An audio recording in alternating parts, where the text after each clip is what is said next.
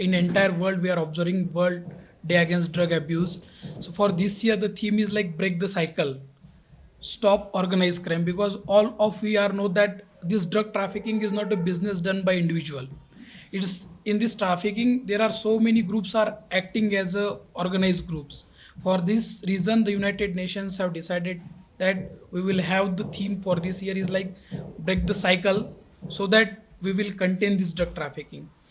With respect to Nagaland, I will just like to share some basic information that we all are know that Nagaland is a proximity to the Golden Triangle, because we share almost 215-kilometer border, porous border with the Myanmar.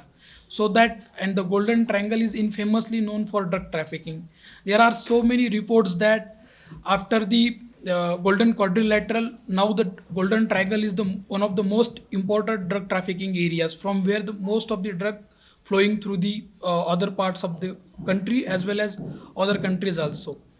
For Nagaland, I would like to just share some information that since last year we have registered more than 270 cases as per NDPS Act, and we have apprehended more than 465 persons.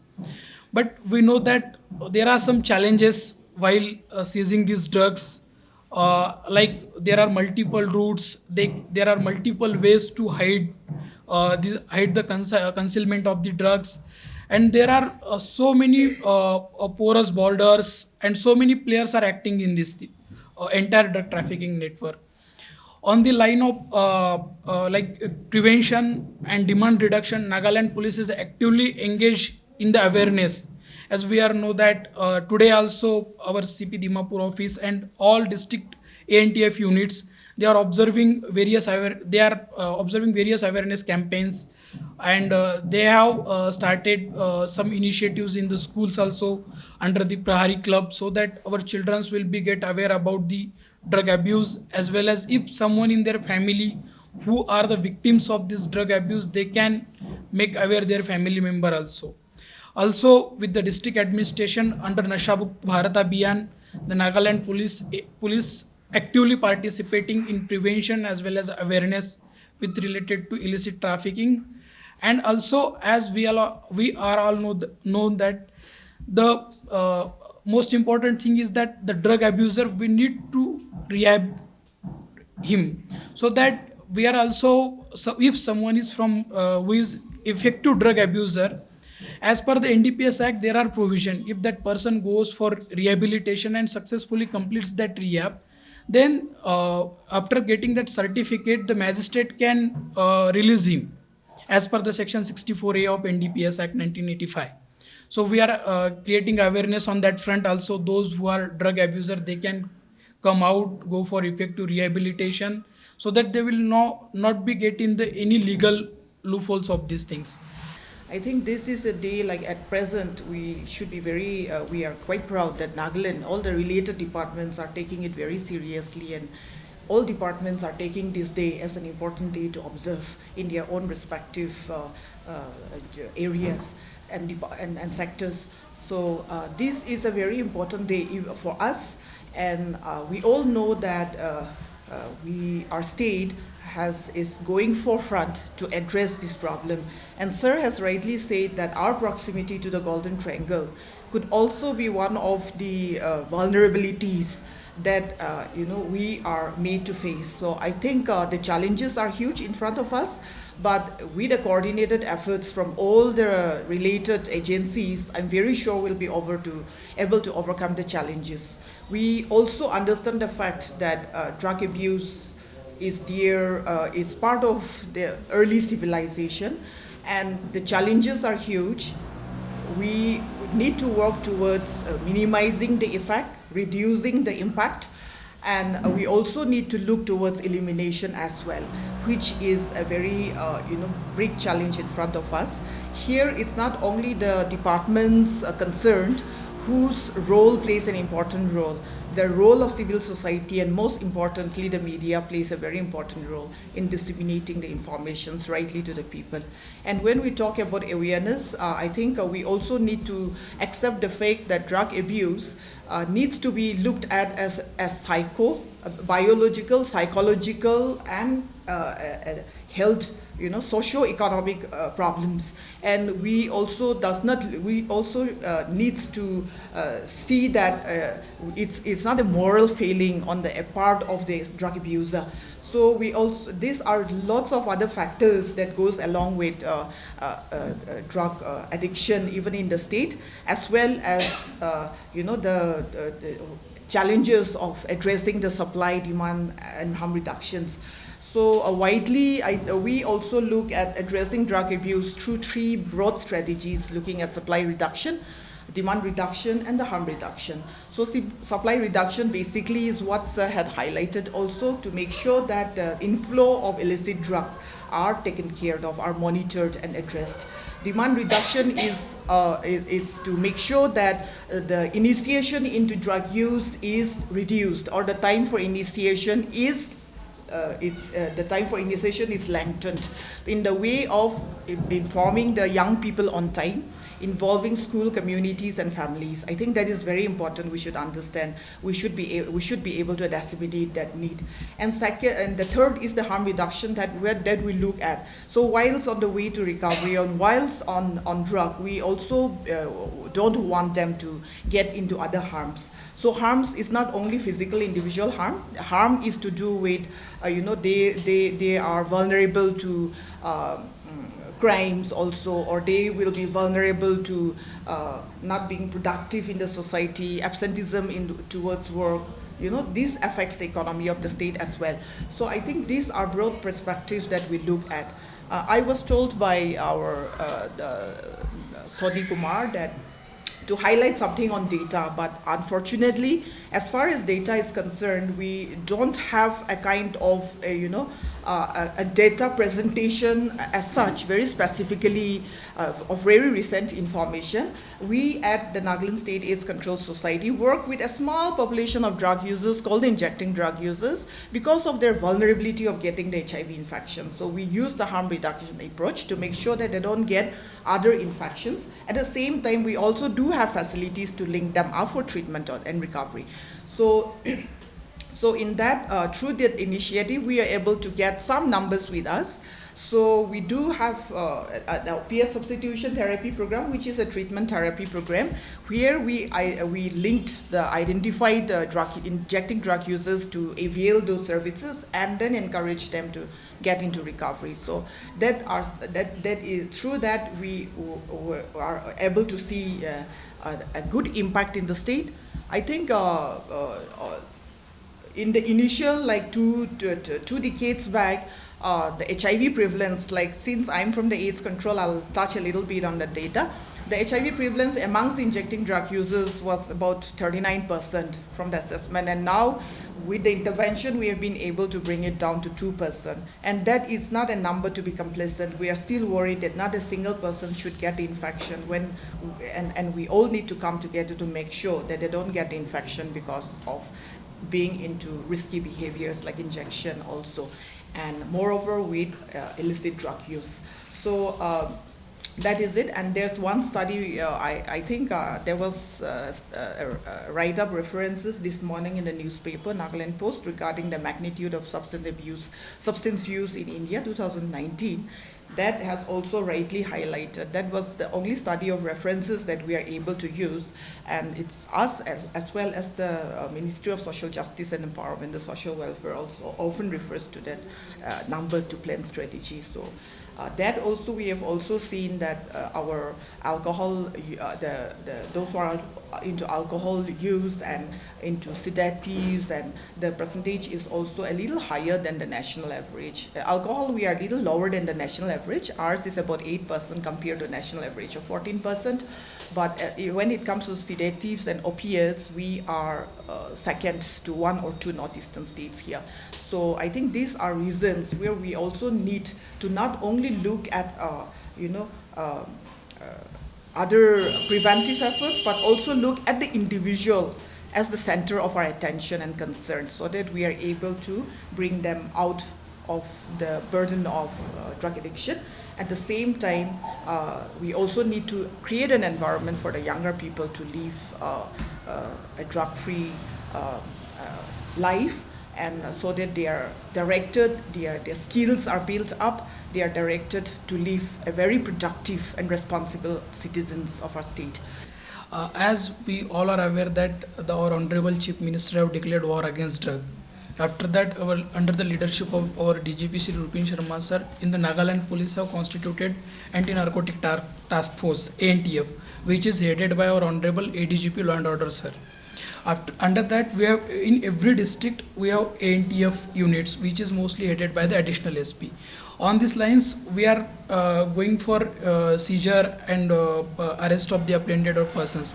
So it's like that we have done more than 270 cases registered, but the number of persons arrested are more because of the main reason is that we are going after forward and backward linkages to break down that entire organized crime network who is involved in this drug trafficking. So if like some person is carrying individual, but someone might have funded that activity, or someone is supplier, another person is receiver, so that the number of persons arrested are more because of that only. If you it's like there are various kinds of drugs.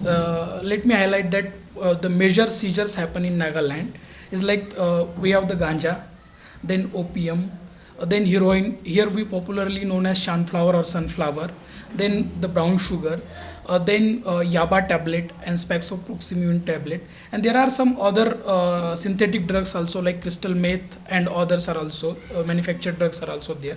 So like for every drugs we have different kind of prices in the market. So for example, if I want to share the latest, as we are all aware that in the last week only, our Honorable Home Minister also shared that within 1 week we have registered 3 cases. In that 3 cases, in one case we have seized almost around 6 kg of brown sugar, which is in the grey market area cost almost 1 crore per kg.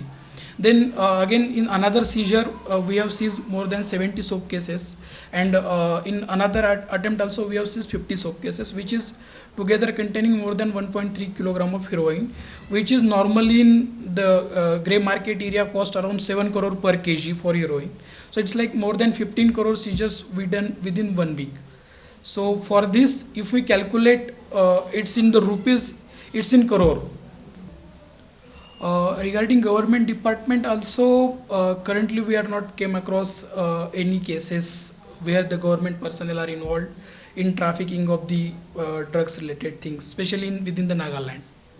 So there is one also pertinent things we should address, that though Nagaland we have significant amount of persons who are the victims of this drug abuse, but Nagaland being a transit state, it is one of the transit state. From here the drugs go to the many parts of the country. The Nagaland police also help many states to intervene the consignments like which are going to the states like Punjab, Rajasthan, even in Karnataka also. So because of that also the flow of drug is very huge from the state of Nagaland.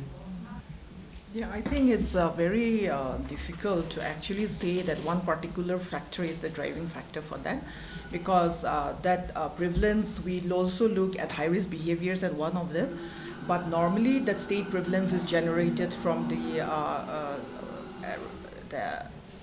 pregnant women who constitutes the representation of the general populations.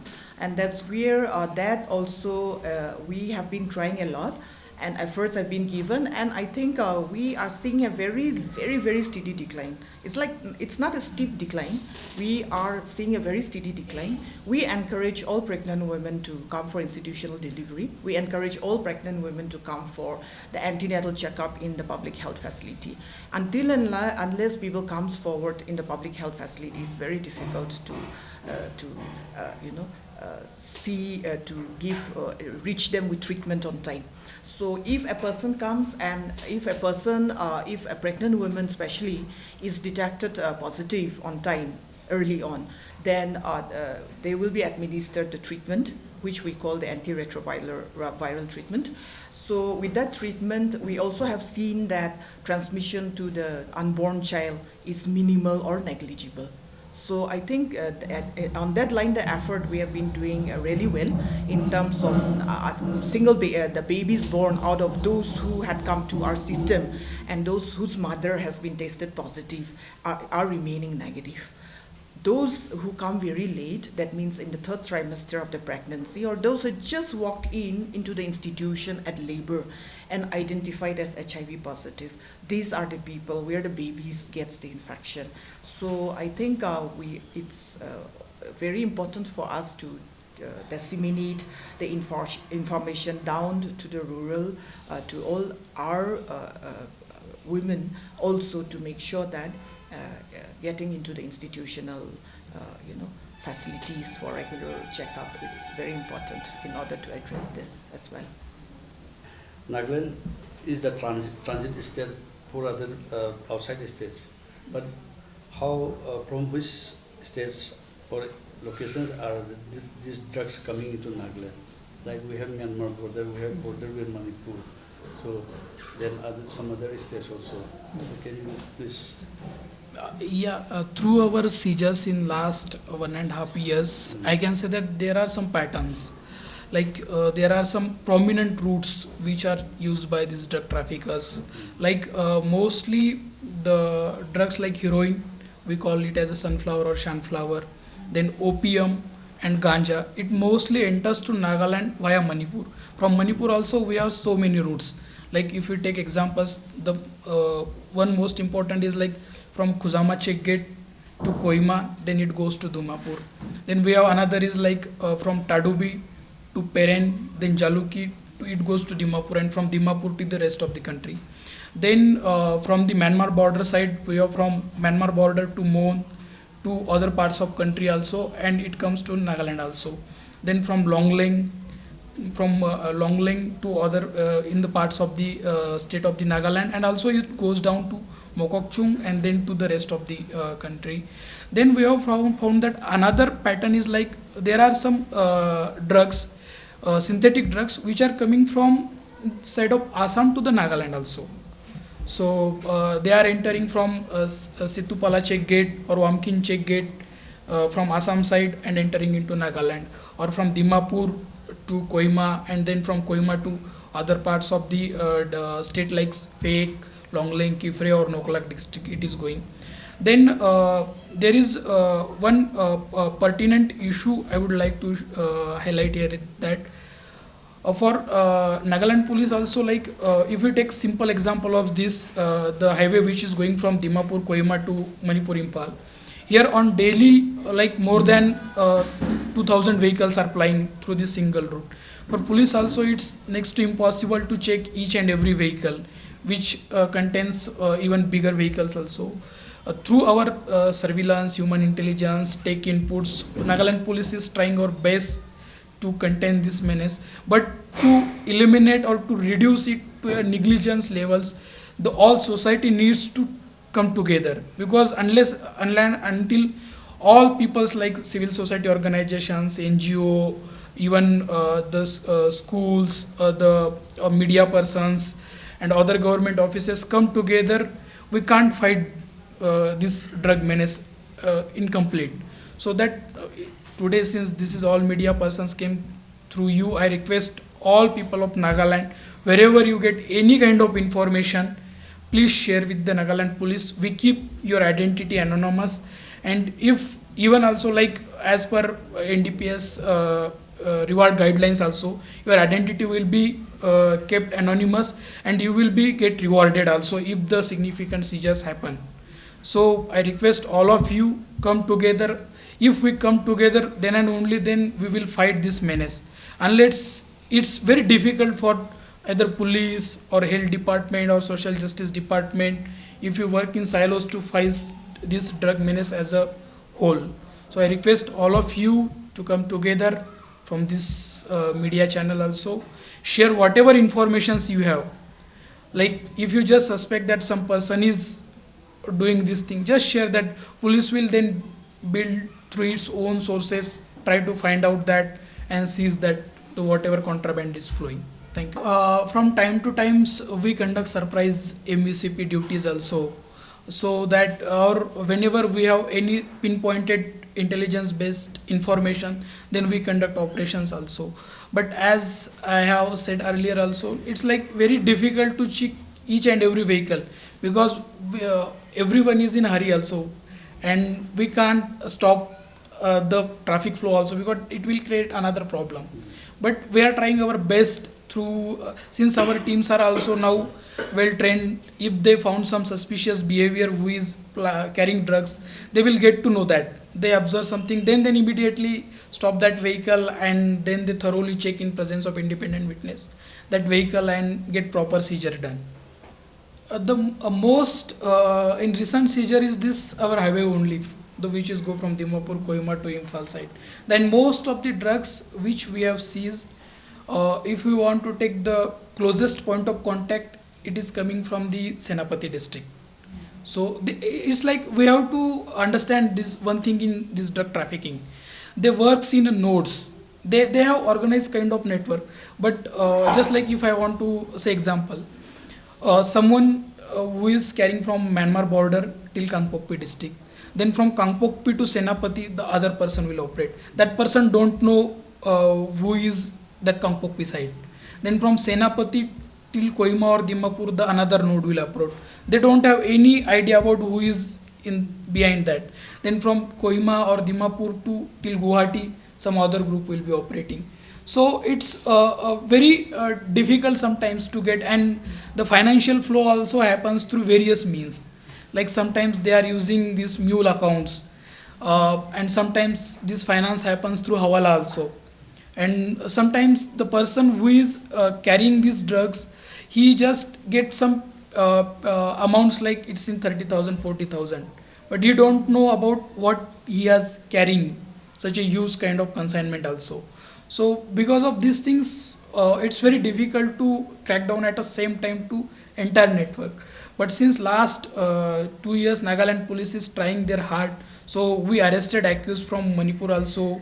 We even arrested accused like who are receiver in the other parts of the country, like as I said earlier, from Rajasthan, Punjab. So we went there, we take down them. Also through financial investigations, we are trying to get recover like through which channels they are financing this drug trafficking network, and we are seizing their bank accounts if there is substantial amount of transactions is doing through that also.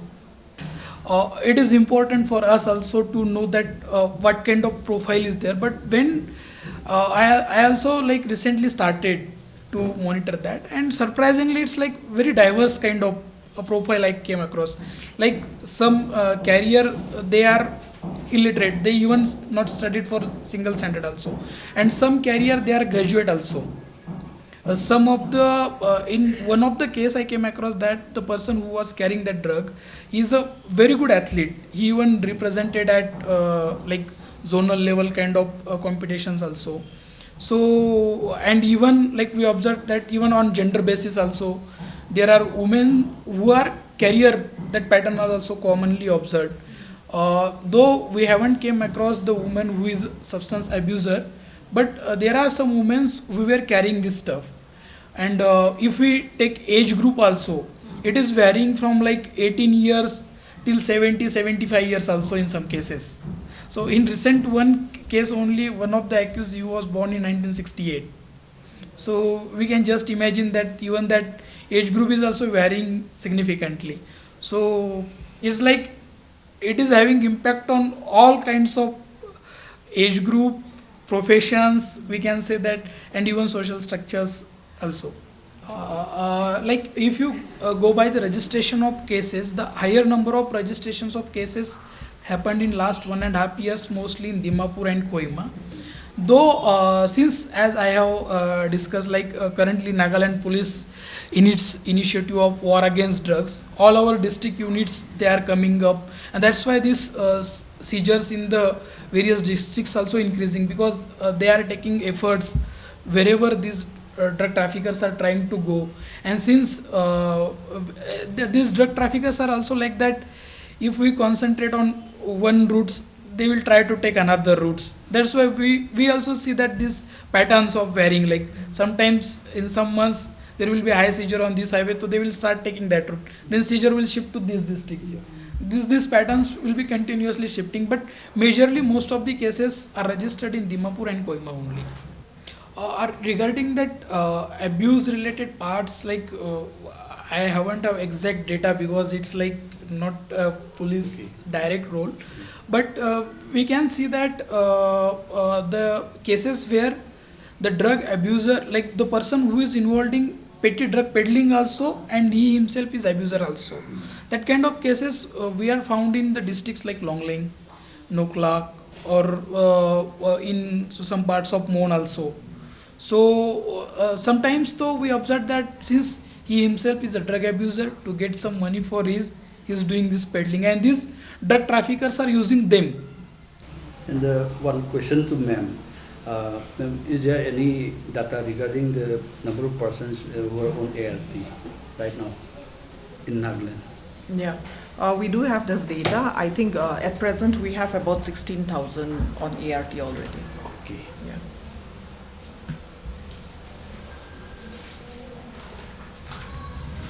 I just also want to mention something. My colony during the 1980s, more than 25 persons died because of AIDS. So ours was the only house left. Otherwise, so many people died. And I can give one example about Churasanpur district. So at that time, around the 80s, Churasanpur district was the second town in Manipur. But because of this AIDS and drug abuse, then it came down. So I am mentioning this because the impact of drug abuse and drug trafficking, and it is a good thing that here in Nagaland we don't have, people don't plant poppies now. Yes. But in other places like Manipur, then Myanmar, this is a very big issue. So in my thinking, it is better to check the plantation first. Yeah. Otherwise, people will keep in trafficking. Nagaland TV, Sob Manulaga Awas. Watch us live on Geo TV and on your television sets as well. For Dimapur viewers, we are on channel number 994 in Global Chapter, and Kohima and Mokokchung viewers, switch to channel number 138 on Hornbill Digital. For all news and updates, follow us on Facebook, Instagram, YouTube, and Twitter.